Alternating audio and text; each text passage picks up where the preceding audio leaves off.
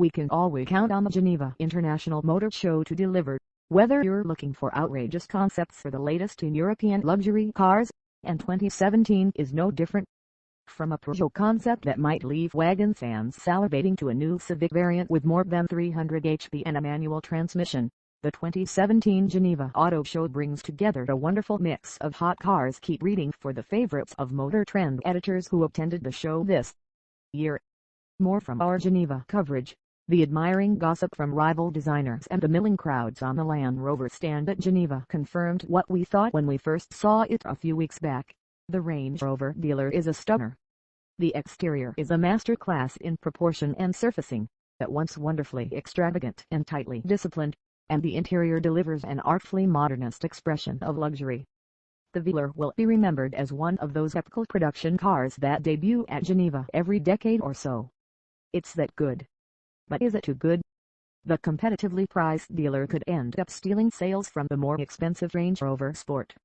And it cruelly exposes Jaguar Land Rover's rampant cost-cutting in the interior of the closely related Jaguar F-Pace. They and Gus McKenzie beyond the importance of filling the SUV gap between the Evoque and Range Rover Sport. The Velar stands out for its sleek look. The SUV is enhanced by design details including flush door handles, blacked-out pillars, exterior mirrors, and roof. Inside, the vehicle is loaded with the tech Land Rover is infusing its SUVs with. I'm a complete sucker for any long roof car, and when said long roof measures as low as this one does, the whole thing appears to glide about 2 inches off the deck. My knees go wobbly. This car would have me cheering for PSA's promised return to the US market if not for the facts that A, the plug-in hybrid concept is a pure fantasy, and B, it's an autonomous car. Okay fine, it does have a drive mode, but still. Frank Marcus, I like how the grille fills the front of the car yet is not overpowering, and the LED headlights define it. Being a concept, there is no B-pillar, so the 4 doors can open wide to reveal this 4-seat shooting brakes interior. The car is a plug-in hybrid with an output of 300 HP and is an autonomous vehicle for the future. I've never been a performance Honda Civic guy. I always respected the performance that models like the Civic Si offered, but there was something clinical about them that just didn't do it for me. The Honda Civic Type R changes all that. For such a traditionally conservative company, the Civic Type R is just so wildly immature in its styling. It's got a hood scoop, a big wing, 3 exhaust pipes. Why 3? Who cares? But more important than the styling, the Civic Type R appears to have the goods a performance car needs, with a 306 HP turbo 4 under the hood, a 6-speed manual, and sticky tires. CHRISTIANC bought this concept from a Singaporean startup. Features some of the wildest GTE Pro/GTLM class styling. The body tapers even more dramatically in back than the Ford GTs because its fully electric drivetrain resides low in the chassis.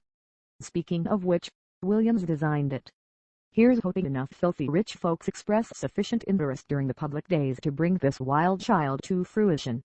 You just gotta love the easy entry afforded by suicide butterfly doors and rear hinged roof. Frank Marcus, a tightly kept secret until revealed by Bentley boss Wolfgang Dietz. This gorgeous and exquisitely detailed concept was one of the genuine surprises of the 2017 Geneva show. The EXV 12-speed 6E is not merely auto show eye candy, though. First, it previews some design elements of the next-generation Continental GT, which is scheduled to make its world debut later this year. Take careful note of how far forward the front wheels sit compared with the current Conti. And second, it will be used as a research tool to discover whether Bentley customers would seriously consider buying and driving an electric vehicle. The EXV 12-speed 6E's mission is to prove that an electric vehicle can be luxurious, glamorous, and deeply desirable rather than automotive muesli, the car you drive simply because it's good for the planet. Gus McKenzie, I like that this is not a baby XC90, but is more raked with a short overhang in front and a nice character line on the sides. Thor's hammer headlights extend to the updated grille. Inside is clean Scandinavian design, and I love the introduction of driftwood as the latest soft-poured wood with a light coating that does not take away the washed-out look or the texture of the wood. The Volvo XC60 has never really had the same sort of brand cash as the XC90, but with the smaller crossover's new styling and the same powertrains as its big brother. I'd be surprised if Volvo didn't have a hit on its hands. I was initially skeptical that Volvo's new design language would scale down to the smaller XC60, but it works. Although it lacks the outright elegance of the XC90, the XC60 has a sportiness that should really help it appeal to younger buyers. If that doesn't do the trick, the beautifully crafted interior and many powertrain options from a turbo 45 and super turbocharged i4T6 to a super turbocharged i4/electric motor plug-in hybrid combo V8 really ought to. CHRISTIANC bought the sweet little Alpine A110 is the long-awaited production version of the affordable mid-engine sports car Renault Nissan has been teasing us with for years. The car is built on a bespoke extruded aluminum chassis that's wrapped in aluminum panels styled to recall the classic Alpine coupe of the 1960s. The engine is an aluminum block, 1.8-liter inline-4 mounted transversely behind the cabin, driving the rear wheels through a 7-speed dual-clutch transmission. With at least 250 HP on tap to haul around less than 2,400 pounds, the powertrain should deliver impressive performance. The Alpine looks way better built and better equipped than an Alfa Romeo 4C, and it should be significantly cheaper than a Porsche Cayman. Just the thing to spice up your friendly local Nissan dealer's showroom. ANGUS Mackenzie. My photo albums are filled with shots of vintage Alpine A110s, most of them blue. So the notion that an all-aluminum production car faithful to the original's design but improved by flipping the engine around to a mid/rear configuration is seriously drool-worthy. That there are no plans to import this one to the US is perhaps the biggest disappointment of the show. FRANK Marcus. I'm cheering this Porsche on, hoping it does for shooting brakes what the Panamera and A7/S7 have done for luxury/sport hatchbacks, made them cool, desirable, and frequently copied.